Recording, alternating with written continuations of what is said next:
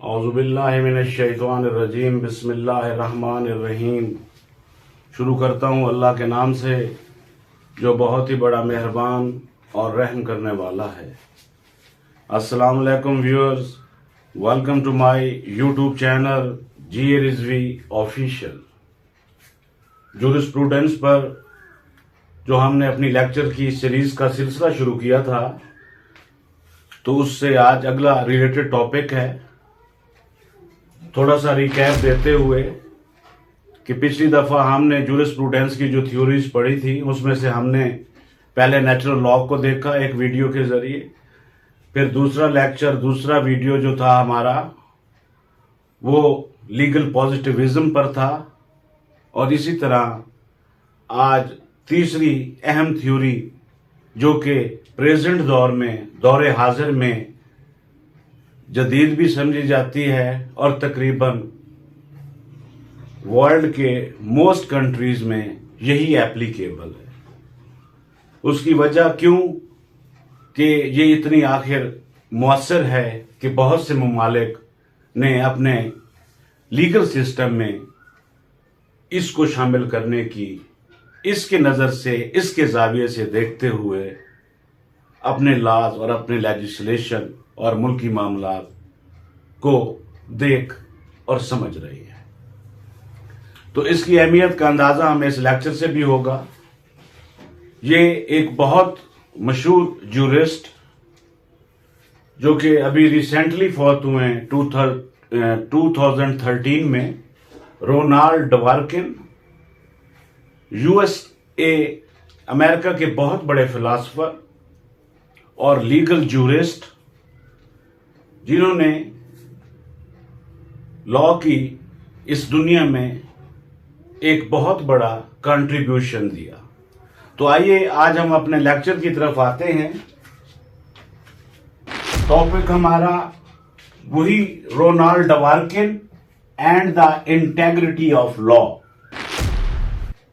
जिस तरह हम जूरिस्प्रूडेंस की थ्योरीज को पढ़ रहे थे, समझने की कोशिश कर रहे थे, पहले हमने नेचुरल लॉ को देखा, फिर लीगल पॉजिटिविज्म को देखा।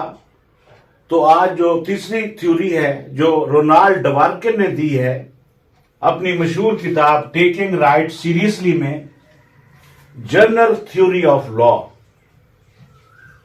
रोनाल्ड डवार्किन ने जो नई थ्योरी इंट्रोड्यूस करवाई है वो है जनरल थ्योरी ऑफ लॉ, जो उसकी मशहूर किताब टेकिंग राइट सीरियसली में डिस्क्राइब है। तो इस लेक्चर में हमने रोनाल्ड डवार्किन की इसी किताब टेकिंग राइट्स सीरियसली को देखने और समझने की कोशिश करनी है, और लॉ की इस जो तीसरी किस्म की एक थ्योरी है जनरल थ्योरी ऑफ लॉ, इसको भी समझने की कोशिश करनी है। तो आइए ये देखते हैं कि ये जो रोनाल्ड डवार्किन साहब हैं, USA के बहुत बड़े फिलोसोफर, तो उन्होंने अपनी जो थ्योरी बनाई है जनरल थ्योरी ऑफ लॉ, तो उसके कौन से बुनियादी कंसेप्ट हैं और उसके कौन कौन से बुनियादी फीचर्स हैं, तो इन्हीं को हम आज डिस्कस करेंगे। इस पूरी किताब का जो स्ट्रक्चरल और सेंट्रल थीम है वो ये है कि वो इसको कैटेगराइज करते हैं टू पार्ट्स में। एक कंसेप्चुअल जो कि इज को डील करता है कि व्हाट इज लॉ या व्हाट लॉ इज, कि लॉ क्या है, और दूसरा नॉर्मेटिव है जो कि आर्ट को डील करता है।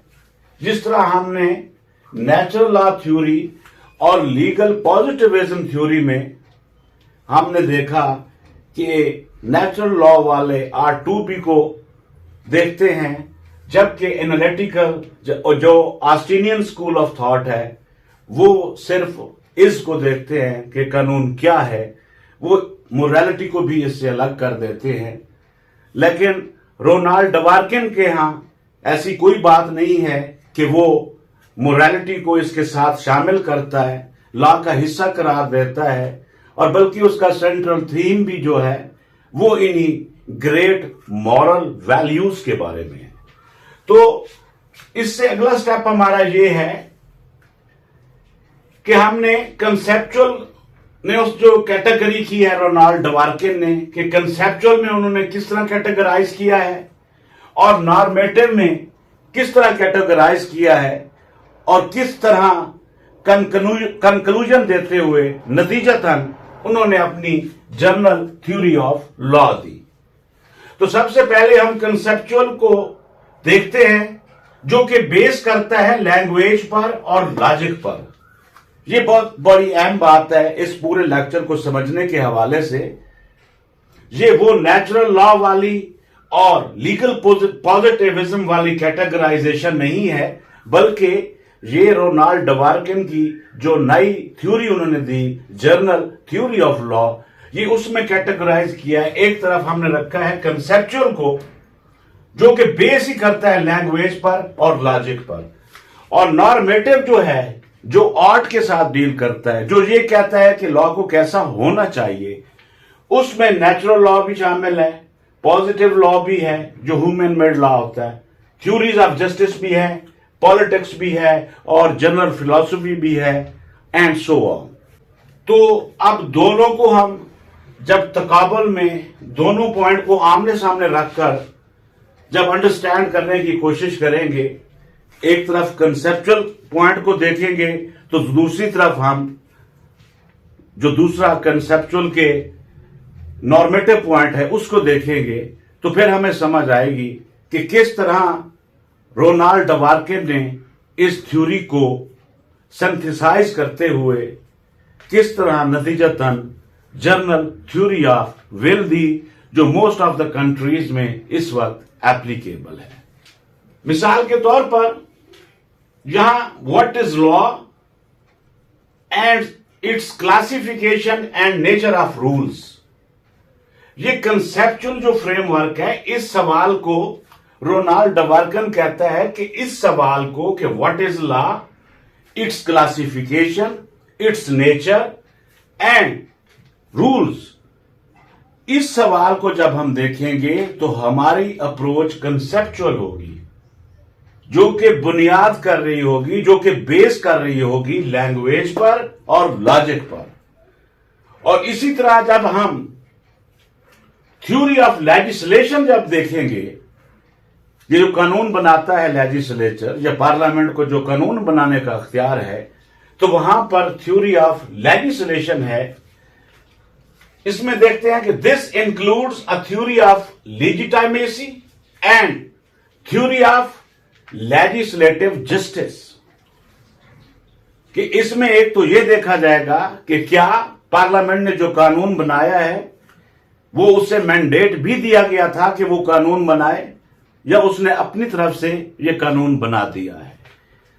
क्या पार्लियामेंट के पास ये जायज लेजिटिमेट पावर थी कि वो ये कानून बनाए, और इसी तरह ये मुआशरे के को सूट भी करता है, जिस पर्पस के लिए, जिस ऑब्जेक्ट के लिए ये लॉ बनाया है, ये मॉरली जस्टिफाइड भी है। तो ये हम देखेंगे इस सवाल को या इस थ्योरी को, जब कानून बनाने की बात आएगी तो फिर हम लेजिस्लेटिव जस्टिस को भी देखेंगे और इसकी लेजिटिमेसी वाली जो थ्योरी है उसको भी देखेंगे। लेकिन रोनाल्ड डवार्किन ये कहता है कि जब हम ये सवाल देखेंगे व्हाट इज लॉ, इसको हम नॉर्मेटिव पार्ट में नहीं देखेंगे, इसमें हमने और दीगर चीजें देखनी हैं जो भी लीगल सिस्टम का हिस्सा हैं, बल्कि ये वो बुनियादी स्ट्रक्चर है जिस पर पूरा लीगल सिस्टम चल रहा होता है। तो इसी तरह अगले राइट्स की बात होती है, ड्यूटीज की बात होती है, ऑब्लिगेशंस की जब बात होती है, तो इनको भी हम देखेंगे कंसेप्चुअल फ्रेमवर्क में रखते हुए, और जिसकी बुनियाद फिर मैं यही कहूंगा कि लैंग्वेज पर होगी और लॉजिक पर होगी कि क्या वो जो कानून, वो मुतलका जो रूल बनाया गया है वो लॉजिकली ठीक भी है या बिल्कुल इलॉजिकल है। लेकिन हम जब नॉर्मेटिव में आते हैं तो फिर वहां पर थ्योरी ऑफ एडजुडिकेशन नजर आती है कि this includes a theory of controversy and theory of jurisdiction. क्योंकि person, legal person, rights, duties, obligations की जब बात आती है, जब कोई राइट वायलेट होता है या किसी को कोई ड्यूटी होती है और वो उसे सर अंजाम नहीं देता, तो मामला अल्टीमेटली अदालतों के पास ही आता है। तो उनको इन्फोर्स कराने का जब मरला आता है तो फिर थ्योरी ऑफ एडजुडिकेशन अमल में लाई जाती है। तो ये देखा कि किस तरह कंसेप्चुअल प्लस नॉर्मेटिव, ये दोनों कंसेप्ट जो हैं ये जूरिस्प्रूडेंस का हिस्सा है। इनको अलग देखकर, एक दूसरे से सेपरेट करके नहीं देखा जा सकता, बल्कि हमने न्यू जो थ्योरी रोनाल्ड डवार्किन ने दी है जनरल थ्योरी ऑफ लॉ में, उसमें हमने इन दोनों को मिला के देखना है। लेकिन फर्क ये है कि इसमें रोनाल्ड डवार्किन ने कैटेगराइजेशन कर दी है कि जब आप व्हाट इज लॉ की बात करेंगे तो फिर आप कंसेप्चुअल में रहते हुए इसका जवाब देखेंगे। लेकिन जब आप हम इधर जब थ्योरी ऑफ लेजिस्लेशन की बात आएगी तो फिर हम नॉर्मेटिव पे आएंगे, फिर इसको देखेंगे नॉर्मेटिव के एंगल में रहते हुए। अदरवाइज नेक्स्ट हमारा जो पॉइंट है वो बहुत अहम है, पर्सन, लीगल पर्सन और कारपोरेशन। ये तीनों जो हैं ये खुद जूरिस्प्रूडेंस का निसाब में शामिल है, क्योंकि हम अपने अगली वीडियोस में पर्सन भी पढ़ेंगे, लीगल पर्सन भी पढ़ेंगे और कॉरपोरेशन भी पढ़ेंगे। ये दरअसल एक ही टॉपिक पर्सन को डील कर रहा है। कानून की नजर में इंसान जो पर्सन कहलाता है, शख्स एक, वो सिर्फ जिंदा शख्स नहीं ही जो सामने खड़ा है, बल्कि कोई ऐसा कारोबारी इदारा या कोई ऐसा कॉरपोरेशन जो कि कानून के कवायद के मुताबिक दर्ज रजिस्टर्ड हो, तो उसे भी लीगल पर्सन कहते हैं। इसी तरह जो हमारी मास्क है, मस्जिद है, वो भी एक जुरिस्टिक पर्सन कहलाती है। और अगर वो भी दर्ज रजिस्टर्ड है, उसका मुतवल्ली है और वो बाई लाज के मुताबिक सब कुछ चल रहा है, तो मस्जिद दावा दायर कर भी सकती है और मस्जिद के खिलाफ दावा हो भी सकता है। तो ये बात हमने क्यों की, ये मिसाल इसलिए दी ताकि हम इस कंसेप्ट को समझें कि पर्सन कानून की नजर में सिर्फ वो सामने नजर आने वाला या साथ रहने वाला या कोई गली में चलने वाला या आपके गांव में रहने वाला, आपके शहर में रहने वाला कोई शख्स नहीं है, जीता जागता शख्स नहीं है, बल्कि यहाँ कारपोरेशन भी लीगल पर्सन में आता है। और इसी तरह बहुत सी चीजें, मिसाल के तौर पर जो मुख्तलिफ कंपनीज होती हैं वो भी लीगल पर्सन होती हैं, तो कानून उनको भी शख्स की नजर से देखता है। अब हम इसके अगले पॉइंट पे आते हैं। जब हम इसकी राइट्स, ड्यूटीज की बात करते हैं और जब इनकी वायलेशन होती है तो फिर हम थ्योरी ऑफ एडजुडिकेशन में आते हैं, जिसमें अदालतें फर्दर फिर थ्योरी ऑफ कंट्रोवर्सी को देखती है। Theory of adjudication, this includes a theory of controversy and a theory of jurisdiction, कि जब अदालतों ने फैसला करना है तो फिर भी अदालतों की जो अप्रोच होगी इस थ्योरी ऑफ एडजुडिकेशन के तहत, रोनाल्ड डवार्किन कहता है, फिर उनकी अप्रोच नॉर्मेटिव होनी चाहिए।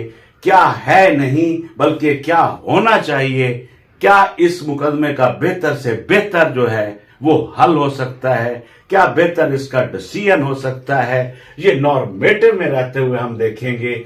और जब इसकी बात आएगी तो फिर नॉर्मेटिव इन ऑपरेशन होगा एज पर Ronald Dworkin and his book taking right seriously. और इसीलिए मैंने यहां पर उसका थीसिस जो स्टेटमेंट था, जिसपे रोनाल्ड डवार्किन ने अपना मशहूर thesis one right answer thesis लिखा, always there is one right answer, thesis statement of Ronald डवार्किन।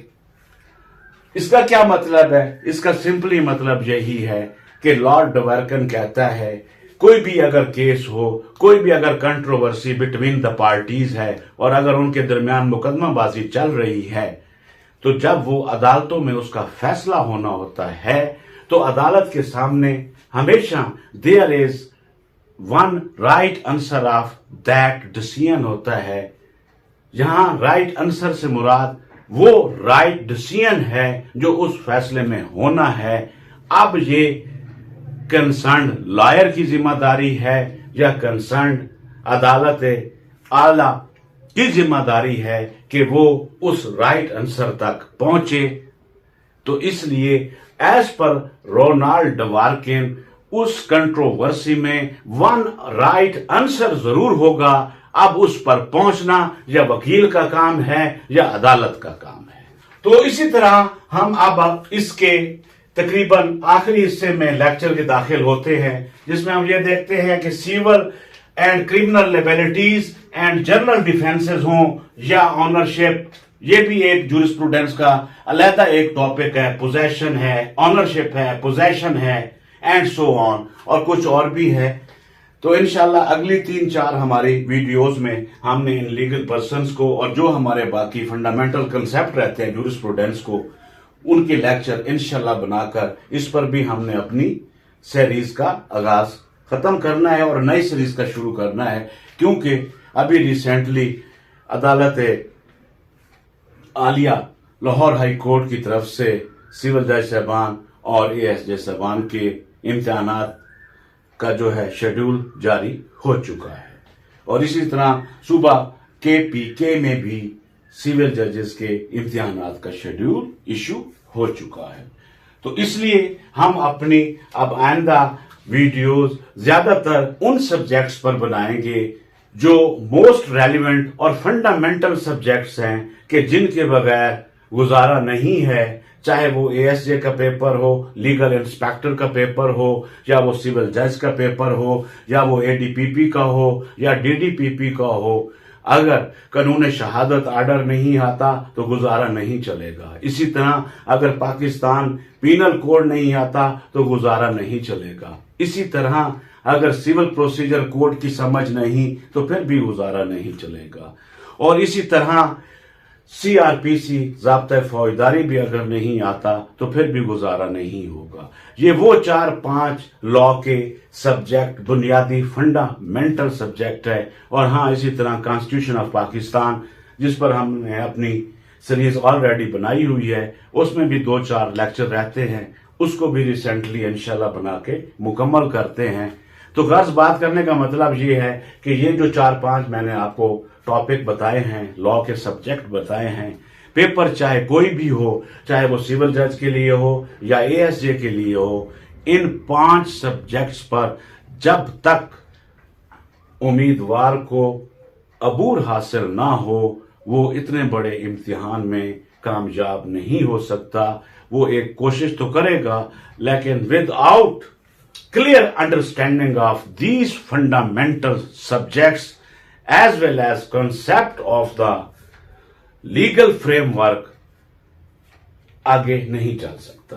तो वो देखना जरूरी है। अब हम अपने वीडियो की तरफ आते हैं जो इसको मुकम्मल करने की बिल्कुल करीब है अब मुकम्मल होने के। तो हम ये देख रहे थे जिस तरह ऑनरशिप है, पोजेशन है, जब इसकी बात आती है कि ऑनरशिप इसकी लीगली है या गैर कानूनी है, क्या इसने जो पोजेशन कब्जा किया हुआ है वो जायज है या नाजायज है। जब मामला अदालतों में आएगा तो फिर यहां देखा जाएगा कि थ्योरी ऑफ कंप्लायंस है कि this includes the goal of punishment, कि क्या एक ने किसी का अगर राइट वायलेट किया है, अगर उसका पोजेशन मनता ही नहीं ना था लेकिन उसने जबरदस्ती उससे वो पोजेशन छीन लिया, तो यहां पर फिर वो नॉर्मेटिव में आ जाएगा। देखा जाएगा कि अब इसकी सजा क्या मैक्सिमम और एप्रोप्रिएट तजवीज की जाए, क्या सजा होनी चाहिए कि आइंदा ये जुर्म ना हो।